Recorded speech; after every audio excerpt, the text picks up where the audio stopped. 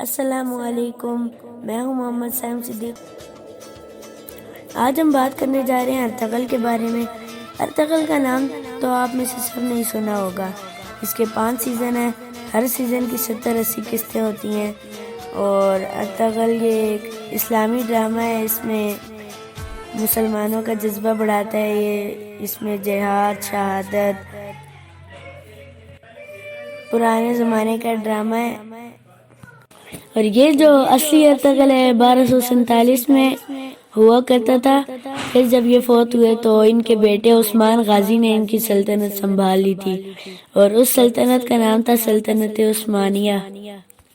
اور ابھی Ertugrul Ghazi کا کردار نبھانے والے انجن التن بہت اچھے طریقے سے اس کا کردار ادا کر رہے ہیں۔